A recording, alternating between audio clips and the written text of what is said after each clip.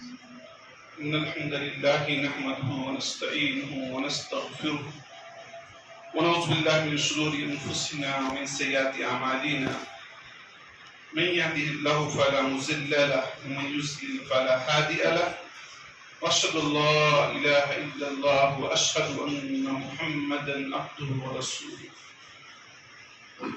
يا أيها الذين آمنوا اتقوا الله حق تقاته ولا تموتن إلا وأنتم مسلمون يا أيها الناس اتقوا ربكم الذي خلقكم من نفس واحدة وخلق منها زوجها وبث منهما رجالا كثيرا ونساء واتقوا الله الذي تساءلون به والأرحام إن الله كان عليكم رقيبا يا أيها الذين آمنوا اتقوا الله وقولوا قولا سديدا يصلح لكم أعمالكم ويغفر لكم ذنوبكم ومن يطع الله ورسوله فقد فاز فوزا عظيما أما بعد فإن خير الحديث كتاب الله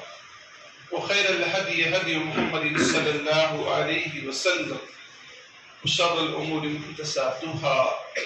كل محدثة بدعة وكل بدعة ضلالة كل ضلالة في النار. قال الله تبارك وتعالى يا أيها الذين آمنوا كتب عليكم الصيام كما كتب على الذين من قبلكم لعلكم تتقون. وقال النبي صلى الله عليه وسلم من صام رمضان إيمانا واحتسابا غفر له ما تقدم من ذنبه رواه البخاري ومسلم. رب اشرح لي صدري ويسر لي امري واحلل عقدة من لساني يفقهوا قولي رب زدني علما. ہر قسم کی تعریف حمد و ثنا کی بریائی بڑائی برتری اس اللہ رب العالمین کے لیے لائق و زیبا ہے جو ہم سب کا خالق مالک مربی اور پالنہار ہے.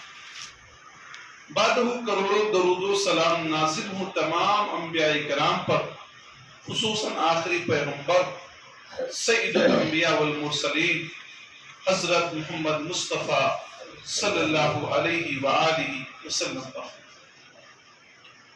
خواتین و حضرات، جیسا کہ ہم اور آپ جانتے ہیں کہ آج رمضان المبارک کی 2 تاریخ ہے. گویا کہ ہم اور آپ بابرکت مہینے میں داخل ہو چکے ہیں. یہ مبارک مہینہ ہے، برکت والا مہینہ. اس مہینے میں ہمیں خوب سے خوب عبادت کرنا چاہیے، نیکیاں خوب کرنا چاہیے. اس مہینے میں اللہ رب العالمین کی جانب سے فرشتہ اعلان کرتا ہے یا باغی الخیر اقبل، اے نیکی کے کام کرنے والے، اے بھلائی کے کام کرنے والے، آگے اور کام کر، اور نیکیاں کر. نیکیوں کا سسٹم کمزور نہیں بننا چاہیے بلکہ اس کو ہائی کر اور مزید نیکیاں اس میں کر. وَيَا بَاغِيَ الشَّرِّ أَقْصِرْ، اور اعلان کرتا ہے فرشتہ اے گناہوں کے کرنے والے، اے برائی کے کام کرنے والے، اس مہینے کی عظمت کا خیال کرتے ہوئے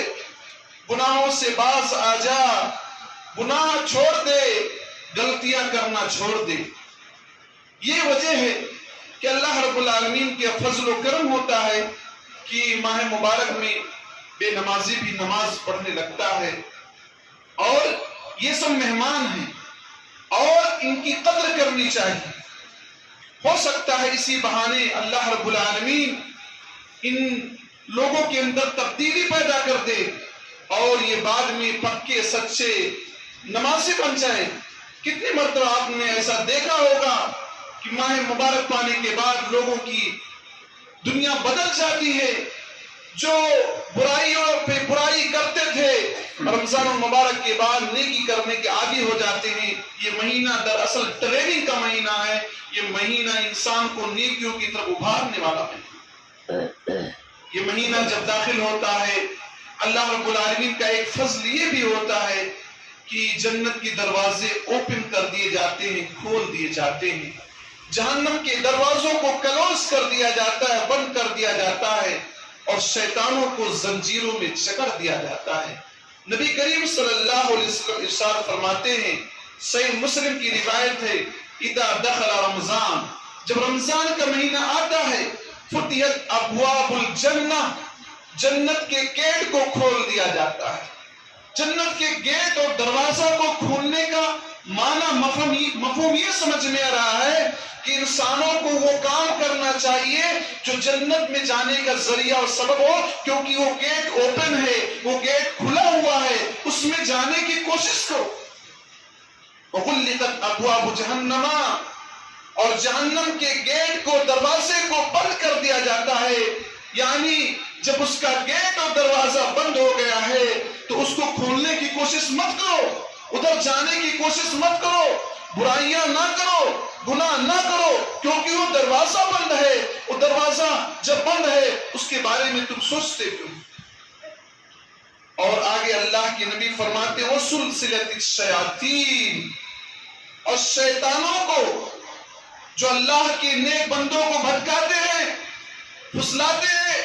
برائی کا کام کرواتے ہیں، ان شیطانوں کو زنجیروں میں جکڑ دیا جاتا ہے، زنجیروں میں باندھ دیا جاتا ہے۔ اور ایک روایت میں ہے کہ مردۃ الجن، جو جناتوں میں سرکس جن ہوتے ہیں، ان کو باندھ دیا جاتا ہے۔ بہرحال جناتوں کو زنجیروں میں جکڑ دیا جاتا ہے۔ اب سوال یہ پیدا ہوتا ہے کہ انسان برائی کیوں کرتا ہے؟ برائی اس لیے کرتا ہے کہ سال کے 11 مہینہ گناہوں میں ڈوبا ہوا انسان اگر ایک مہینے کے لیے شیطان اس سے دور بھی جائے تو بہت زیادہ فرق نظر نہیں آتا۔ یہ وجہ ہے کہ مسجدیں 2-3 دن تو بھر جاتی ہیں، لیکن 11 مہینہ نماز انہوں نے پابندی نہیں کی، دین پر عمل نہیں کیا، تو دھیرے دھیرے وہ کھسکنا شروع ہو جاتے ہیں، کیونکہ ان کی طبیعت میں دوسری چیزیں رچ اور بس جاتی ہیں۔ آپ اس کو مثال کے ذریعے سمجھیں، لوہا کو آگ میں ڈالا جائے،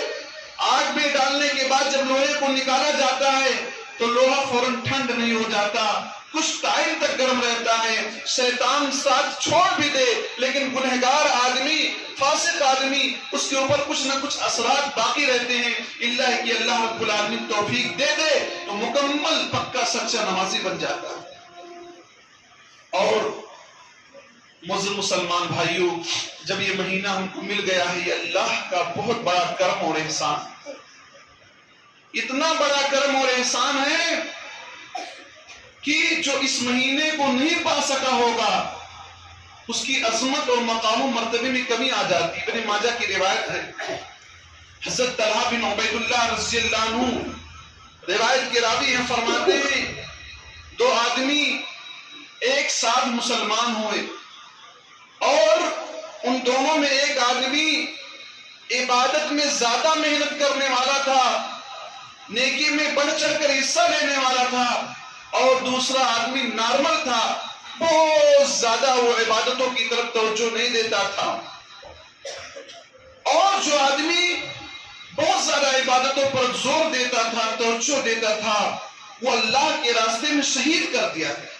اللہ کے راستے میں اس کی جان چلی گئی۔ اور دوسرا آدمی جو بہت زیادہ عبادتوں پر توجہ نہیں دیتا تھا، اس طرح نوافل پہ زور نہیں دیتا تھا، وہ نارمل اس کی موت ہوئی، فطری حالت میں اس کی موت ہوئی۔ طلحہ بن عبید اللہ کہتے ہیں میں نے خواب دیکھا کہ میں جنت کے گیٹ پر ہوں، فرشتہ نکلتا ہے اور جنت کا گیٹ کھلا ہوتا ہے، سب سے پہلے اس آدمی کو کہتا ہے کہ جنت کے اندر چلے جاؤ جو بعد میں جس کا انتقال ہوا تھا، اور وہ آدمی پہلے کے مقابلے میں بہت زیادہ عبادت کرنے والا نہیں تھا،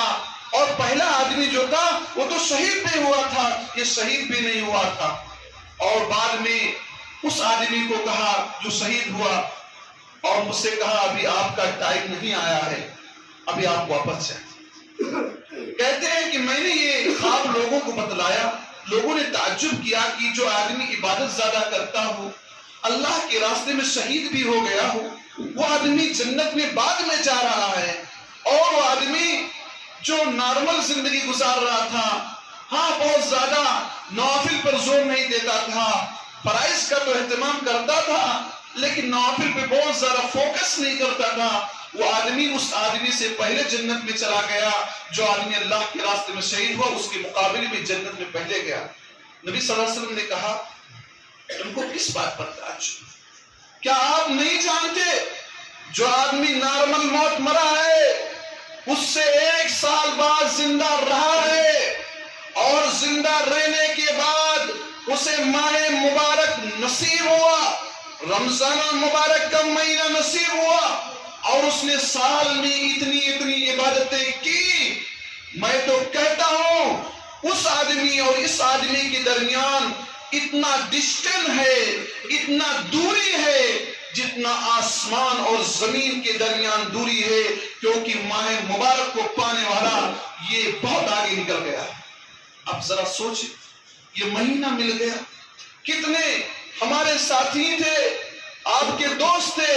اپنی جماعت کے رہے ہوں گے، ہمارے اور آپ کے گھر گھرانے کے رہے ہوں گے، ان کو یہ ماہ مبارک نصیب نہیں ہوا، اللہ تعالیٰ نے آپ کو نصیب کیا، اللہ کا بہت بڑا کرم و احسان۔ ایسے موقع پر ہمیں ان لوگوں کے لیے بھی دعائیں کرنا چاہیے جنہیں یہ ماہ مبارک نصیب نہیں ہوا، اللہ تعالیٰ ان کی مغفرت فرمائے، اور اپنے لیے اللہ سے توفیق کی دعا کرنی چاہیے کہ موقع ہے، اسے جانے نہ دیں، یہ کوئی معمولی مہینہ نہیں، اتنا عظمت والا مہینہ ہے، اس مہینے کو پانے والا آدمی اللہ کے راستے میں شہید ہونے والے کے مقابلے میں جنت میں پہلے انٹری کرتا ہے، پہلے داخل ہوتا ہے۔ معزز مسلمان بھائیوں، اس ماہ مبارک میں بہت سارے کام ہمیں انجام دینے چاہیے، ان کاموں میں سے سب سے پہلا کام تو میں یہ کہوں گا کہ یہ ماہ مبارک اس میں رمضان کے روزے رکھنا